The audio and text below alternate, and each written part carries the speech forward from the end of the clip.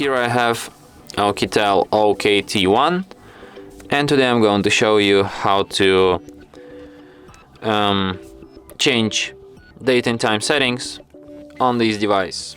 So firstly, let's open settings, then go to the system section, then to the date and time.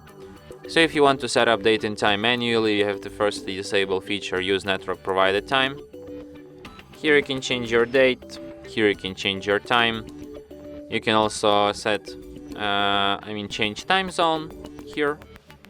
But firstly you have to disable use network provided time zone. And you can change hour format from 24-hour to 12-hour.